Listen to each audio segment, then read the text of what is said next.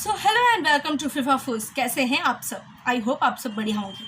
आज मैं लेकर आई हूँ बेकाबू शो के एपिसोड नंबर 4 का शो रिव्यू। जी हाँ, जिस चीज़ का आपको बेसब्री से था इंतज़ार, उस चीज़ के साथ मैं लौट आई हूँ। एकता कपूर का जो न्यू शो है बेकाबू, जो आजकल काफ़ी ज़्यादा ही ट्रेंडिंग में चल रहा है, उसका रिव्यू के साथ मैं लेकर आई हूँ एपिसोड नंबर 4 का रिव्यू। आई होप आपने एपिसोड 1 से लेकर एपिसोड 3 के रिव्यू ज़रूर देखे रहेंगे। अगर नहीं देखे तो जाके प्ले देख लीजिए। आज की जो एपिसोड है बेहद खास है, क्योंकि आज के एपिसोड में ये देखा गया है कि किस तरीके से एक शक्ति राक्षस के अंदर घुस के वो अपना रूप धारण करके किसी और के थ्रू से काम करवाती है। नहीं समझा? चलिए आपको डिटेल में मैं समझाती हूँ। बात कैसे होता है कि हमको ये कैरेक्टर तो पता चल गया कि इस कैरेक्टर में, इस शो में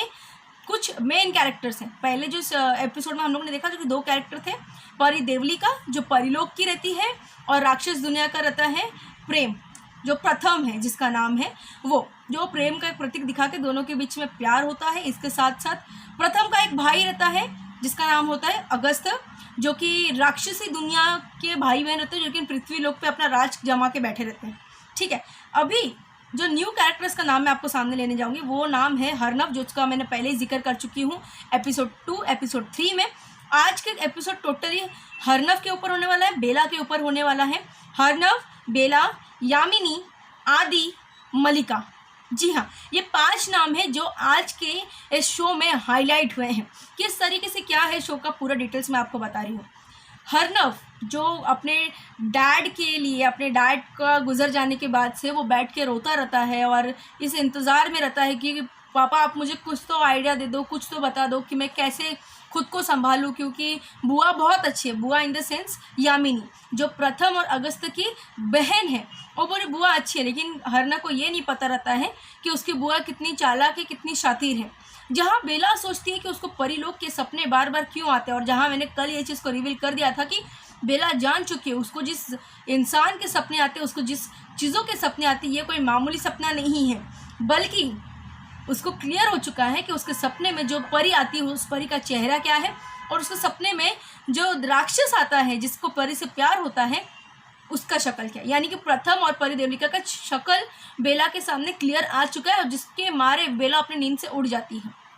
ये चीज़ बेला का क्लियर हो चुका है। अभी बात करते हैं हरनव का, जिसका आज के एपिसोड में बहुत ज़्यादा ही मेन सीक्वेंस है। एक तरफ यह देखा जाता है कि मलिका शो पे जीत चुकी है, जिसने बेला का, वो आप कह सकते हैं, पोइट्री चुरा के कंपटीशन में पार्ट लिया था, और यामिनी को इसमें ज़्यादा दिलचस्पी आ गया था कि कैसे परिलोक और राक्षस के प्यार के बारे में इसको खबर लगी। तो यामिनी अपने बेटे आदि को कहती है कि इस लड़की का पता लगा और इसे पूछ कि इसे कैसे पता चला एक परी और दानव की लव स्टोरी के बारे में, क्योंकि ये कहीं ना कहीं तेरे चाचा यानी प्रथम और परी देवलिका की लव स्टोरी की बात कर रही है। तो आदि ने इस बात को इतना सीरियसली नहीं लिया और मलिका से इस बारे में कुछ उसी वक्त के लिए नहीं पूछा। उसने सिर्फ अपनी माँ यानी यामिनी के सामने हाँ हाँ कर दिया, लेकिन आगे इस बारे में कोई डिस्कशन उसने नहीं किया। साथ में आगे की अगर मैं बात करूँ कि आगे इस चर्चे में क्या होता है खास, तो मैं आपको बता दूँ कि वहीं मलिका खुशी के मारे, जस्ट बिकॉज उसका बॉयफ्रेंड आदि बहुत ज़्यादा खुश है, और यामिनी ने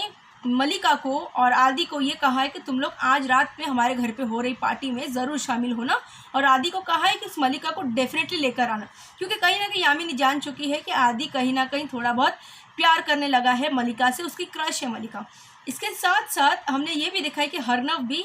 मलिका के पीछे पागल हुआ रहता है, मलिका के हुस्न के पीछे वो पीछे रहता है, और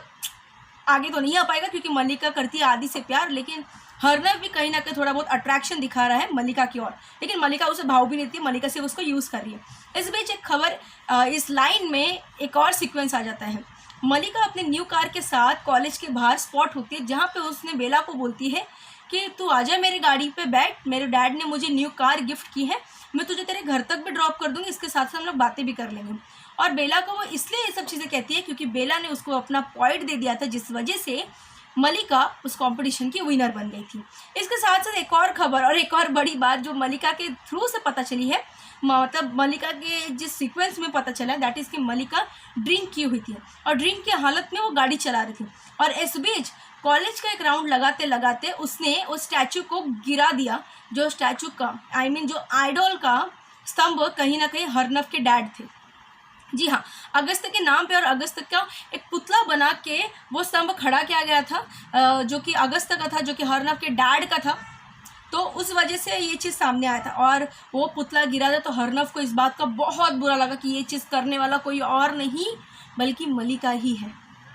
और ये बात सुनने के बाद सब लोग ज़्यादा शॉक है, क्योंकि कहीं ना कहीं यामिनी के भाई का वो था और यामिनी सबको ऐसे दिखाती थी कि अपने भाई से कितना प्यार करती थी, जिस वजह से कॉलेज के बाहर, और कॉलेज भी कहीं ना कहीं उसी नाम से बनवाया गया है और उस आइडल का भी बहुत ही बड़ा आइडल बना के सबके सामने दिखाया गया, जहाँ पे लोगों को ये पता चलेगा कि यामिनी कितना अपने भाई से करती है प्यार। लेकिन प्यार तो था ही नहीं, नफरत इतना था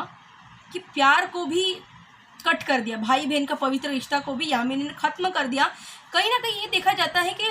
आप जानवर की बात करो, इंसानों की बात करो कि राक्षस की बात करो, भाई बहन का प्यार भाई बहन का प्यार होता है, जो कि अटूट होता है, वो कभी टूट नहीं सकता, उसमें कभी स्वार्थपना नहीं होता है। लेकिन यहाँ पे राक्षसी की दुनिया में ये चीज़ देखी गई है कि यहाँ पे स्वार्थपना की वजह से यामिनी ने अपने दोनों भाइयों को मौत के घाट उतार दिया। एक भाई को ऐसे जाल में फंसा दिया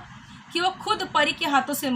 मरा, और एक भाई को इस तरीके से मारा कि अभी वो है भी नहीं, और उस बात का सस्पेंस अभी भी शो में बरकरार है, उस बात का सस्पेंस अभी भी शो में बना हुआ है। मैं आपको बता दूं, हरनव जो मैंने आपको पहले बताया था, अपने डैड के आइडल के पास बैठ के रोता रहता है, बोलता है कि आपके बड़े भाई ने आपको सपोर्ट किया, प्रथम चाचू ने आपको सपोर्ट किया, लेकिन मेरे बड़े भाई मुझे मारते हैं, लोग मुझे सपोर्ट नहीं करते हैं, लोग मेरा साथ कभी नहीं देते हैं। अभी इसके पीछे मैं क्या समझूँ, आप ही मुझे कुछ बताइए। आपको मैं बता दूं कि मलिका जिस तरीके से वो गाड़ी को ठोकती है, तो उसके साथ साथ मलिका ने 2 लोगों को इंजर्ड किया है। जहाँ पे वो आइडल को गिराती है, उसके साथ साथ एक बूढ़े चाचा को भी वो मार गिराती है, उनको धक्का देती है, और वो कुछ आई थिंक सो ठेला पे कुछ सेल आउट कर दे, जिस वजह से उनका 8,000 का नुकसान हो गया था। मलिका वहाँ से रफू चक्कर हो गई, लेकिन बेला वहाँ पे मौजूद थी। बेला गाड़ी से उतरी और उस बूढ़े चाचा को मदद करने के लिए उनके पास आई, और जैसे ही वो बूढ़े चाचा को छूते, जैसे कि मैंने आपको स्टार्टिंग में बताया कि बेला के पास एक सुपर पावर है, और सुपर पावर के होने के नाते से बेला को समझ में आ गया कि वो बूढ़े चाचा क्या सोचे, और बूढ़े चाचा ये सोच रहे थे कि अरे यार मेरा 8,000 का नुकसान हो गया। इस दौरान बेला ने उनसे डायरेक्टली कहा, आप टेंशन मत लीजिए, आपका 8,000 आपको मिल जाएगा। वो बूढ़े चाचा शौक से उसको देखते हैं और बोलते, बेटा तुझे कैसे पता चला? वो बोली, बस ऐसे ही मैंने आपकी मन की बात पढ़ लिया। और उस दौरान मलिका का कॉल आता है बेला को, और बेला उसको उस स्पॉट पे बुलाती है कि तू आ जा, कुछ नहीं होगा तेरे साथ।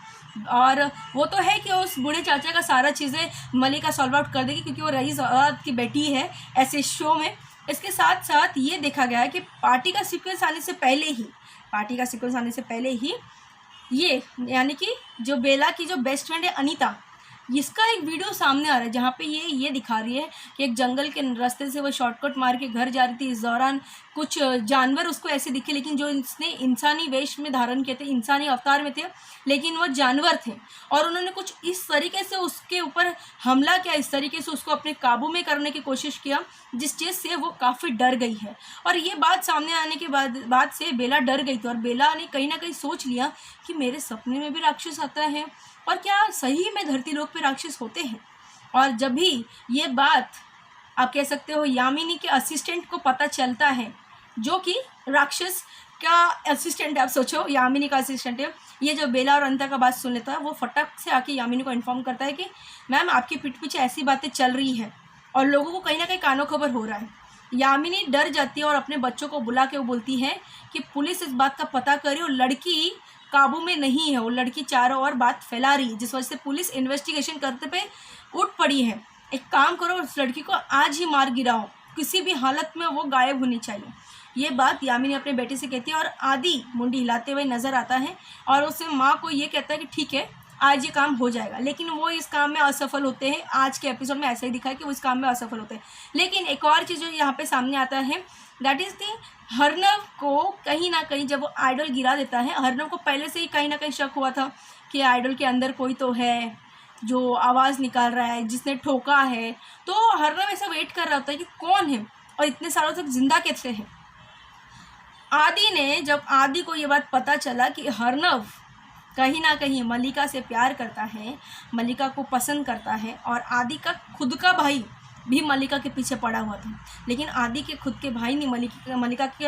कह सकते नशे का कुछ फ़ायदा उठाया, लेकिन मलिका का वो हालत का जिम्मेदार आदि के भाई ने हरनव के ऊपर डाल दिया और ये कहा कि मलिका का ये हालत मैंने नहीं, हरनव ने किया, जबकि हरनव ने ऐसा कुछ किया ही नहीं था। और हरनव ने ये चीज़ कह दिया है कि आप प्लीज़ इनको जाके कह दो कि मैंने आपके साथ कुछ गलत नहीं किया है। इस बात का खुलासा करते करते मलिका तो कहीं ना कहीं थक चुकी है, और मलिका ने ये चीज़ का भी कह दिया था कि ठीक है, तुमने कुछ किया नहीं है, ये बात को मैं अग्री करती हूँ। लेकिन साथ ही कुछ ऐसे टॉपिक्स निकल गए, साथ ही कुछ ऐसे बातें निकल गए जिस बात से हरनव परेशान हो गया, क्योंकि आदि ने उसके बाद से हरनव को इतना मारा है और उसको कहीं ना कहीं मार गिराया है। ये बात सामने आने के बाद से आदि और यामिनी कहीं ना कहीं खुश हो रहे होते हैं, कहीं ना कहीं इस बात का जश्न मना रहे होते हैं कि चलो हरनव का पता हमारी ज़िंदगी से कट गया। लेकिन आपको मैं बता दूं, हरनव का पता इस ज़िंदगी से कटा नहीं रहता है, हरनव का पता वापस आता है, क्योंकि हरनव जहाँ पे हरनव का लाश गिरा था, जहाँ पे हरनव का खून गिरा होता है, उसका खून कहीं ना कहीं जाके प्रथम के खून से जा मिलता है, जिस वजह से प्रथम के अंदर का आत्मा जाग जाता है। प्रथम का बॉडी तो उधर है, लेकिन प्रथम का आत्मा आके हरनव के बॉडी में घुस जाता है। जी हाँ, हरनव वापस होश में आता है और हरनव के अंदर वो सारी शक्तियाँ आ जाती हैं जो प्रथम के अंदर थी डे 1 से, यानी कि यामिनी से भी ज़्यादा शक्तिशाली हरनव हो जाता है, क्योंकि हरनव के अंदर है प्रथम का आत्मा, जो कि आप कह सकते हो प्रथम का सोल हरनव के अंदर आ चुका है। इस बारे में मैं आपको बता दूं कि हरनव सभी को दिख रहा होगा, लेकिन हरनव के अंदर प्रथम का सोल है। इट मीन्स हरनव जो भी करेगा, जिस भी रूप में आएगा और जो भी विकराल रूप लेने वाला है, जिस बारे में मैंने आपको एपिसोड 1 और 2 में दिखाया कि हरनव बहुत जल्दी विकराल रूप लेने वाला है, इतने साल को होने के बाद उसके अंदर की शक्तियाँ डबल होने वाली हैं, ये बातें तो सच थी। लेकिन उसका उस उम्र आने से पहले ही उसके अंदर से वो सारी शक्तियाँ आ गई हैं, क्योंकि उसके ताऊ के खून के साथ इसका खून कहीं ना कहीं मिल गया है। और प्रथम जब हरनव के अंदर खुद को पाता है, वो उठता है और अपने घर आता है और अपने रूम में जाता है, और वो रूम में जाता है जो रूम अभी रानव का हो चुका रहता है। जी हाँ, प्रथम का रूम रानव का हो चुका रहता है। वहाँ पे उसने रानव का फोटो देखा, उसके बाद वो जब खुद को आईने में देखा है, तब प्रथम शॉक हो जाता है, अरे मेरा चेहरा कैसे बदल गया, मैं इतना अजीब कैसे दिख रहा हूँ, मैं अलग कैसे दिख रहा हूँ। तब उसको पता चलता है कि वो रानव के रूप में आ चुका है, क्योंकि रानव कौन है, रानव अगस्त का बेटा है। तब वो खुशी के मारे अगस्त से मिलना चाहता है, लेकिन जब उसको पता चलता है उसका भाई सालों पहले ही मर चुका है, सालों पहले ही इस दुनिया को अलविदा कह के जा चुका है, वो शॉक में हो जाता है और काफ़ी टेंस दिखता है। लेकिन वो हरनव था जो कि भोला भाला था, और यामिनी और उसके बच्चों के करतूतों के बारे में और राज के बारे में कभी पता लगाने की कोशिश ही नहीं किया, ना ही इस बारे में जानने की कभी कोशिश की, ना ही उनका चाल पकड़ाने की कभी कोशिश की। लेकिन अब हरनव के अंदर प्रथम का खून है, अभी हरनव के अंदर प्रथम की शक्तियाँ हैं। इट मीन्स ना हरनव को कोई मार सकता है, ना हरनव को कोई परेशान कर सकता है, क्योंकि अगर किसी ने करने को चाहा तो खुद के ऊपर संकट मोल लेगा। और कुछ इस तरीके से ये सीन जब दिखाया गया कि हरनव किस तरीके से इस चीज़ को डील कर रहा है और सामने आता है एक अलग ही पावर के साथ, तो आदि और बाकी लोग देख के चौंक जाते कि अरे हम लोगों ने तो हरनव को ठिकाने लगाया था, फिर हरनव कैसे सामने आया। और आया तो आया, उसके चेहरे पे, उसके बॉडी पे कोई दाग नहीं, कोई खरोच नहीं, कोई निशान नहीं, जबकि हमने उसको मारा था। यामिनी चौक से दोनों बेटों को देखती है कि तुमने ये क्या किया। लेकिन यामिनी के मन में 1000 सवाल चल रहे होते हैं। इस बीच यामिनी इस बात को नज़रअंदाज करके अपने बेटे को कहती है कि मलिका से मिल और उससे पूछ कि उसने परी और ये राक्षस की स्टोरी कैसे बनाई। और जब मलिका के पास पहुंचने से पहले, मतलब आदि के मलिका से पास पहुंचने से पहले ही यामिनी मलिका से ये क्वेश्चन कर बैठती है कि तुमने वो स्टोरी कहाँ से बनाई, कहाँ से उठाई है तुमने वो स्टोरी, और कैसे पता चली तुम्हें राक्षस और परी की लव स्टोरी के बारे में। तब मलिका ने बात को घुमाते हुए कहा कि बस पता चल गया मुझे, और ऐसे ही मेरे दिमाग में ऐसे ख्याल आते रहते हैं तो मैंने बना दिया। लेकिन इस बात को यामिनी पूरी तरीके से सच नहीं मानी। लेकिन इस बात को जब आदि आया तो मलिका ने आदि के सामने बात रखी कि क्या हुआ है, आपकी मॉम मुझसे इस तरीके से क्यों पूछी कि ये वो स्टोरी मैंने क्यों बना था, क्योंकि वो स्टोरी तो मेरी थी ही नहीं, वो स्टोरी तो बेला की थी। और ये बात उसने आदि के सामने क्लियर पॉइंट पे कर दिया, क्योंकि आदि को भी बात क्लियर था कि ये मलिका ने नहीं, बेला ने बनाया। लेकिन आदि के माइंड में एक चीज़ क्लिक होता है कि ये बेला कौन है आखिर, और इसे इस राज के बारे में कैसे है पता, क्योंकि मलिका तो भोली भाली ठहरी जिसको इस बारे में कुछ अंदाज़ा ही नहीं। लेकिन बेला कौन है जिसे इस चीज़ के बारे में पता है और इतना खबर रख के इसने ये पॉइंट को बनाया है। लेकिन अपनी माँ तक ये बात नहीं जाने देता है, बट ये खुद से इस चीज़ को सॉल्व करने की कोशिश करता है। उस दौर रानव के अंदर जो शक्तियाँ आ चुकी रहती है और रानव अपने बदला के पीछे लौट पड़ता है। रानव ये सोचता है कि जिसने उसको मारा है, यानी कि प्रथम का सोल जो रानव के अंदर है, प्रथम सोचता है कि जिसने मुझे मार गिराया है अभी मैं उससे बदला लूँगा, यानी रानव बदला लेगा प्रथम के रूप में। और ये यहीं से फिर से एक ऐसा स्टोरी स्टार्ट होने वाला है जो देखना बेहद खास होगा कि आखिरकार ये राक्षस और परी का लव स्टोरी कैसे स्टार्ट होगा, जहाँ पे आगे के सीक्वेंस में ये भी दिखाया जाएगा कि बेला के अंदर जो अंदरूनी शक्ति है वो कोई इंसानों वाली नहीं है, वो खुद भी एक परी का रूप लेके ही आई है, जिस वजह से वो उसे भी राक्षस से प्यार होगा। और कहीं ना कहीं ये दोनों का लिंक, बेला और हरनव का लिंक परी देवलिका और प्रथम से बहुत बड़ा कनेक्शन के साथ सामने आने वाला है। तो आने वाले एपिसोड में देखना बेहद खास हो जाएगा कि आखिर कौन किसका क्या कैरेक्टर लेके सामने आ रहा है और कौन किसे किस वे से प्रेजेंट करता है। फिलहाल के लिए बस इतना ही, और खबरों के लिए और सारी चीज़ों के लिए, अपडेट्स के लिए आप हमें फॉलो करिए और देखते रहिए फीफा फुस।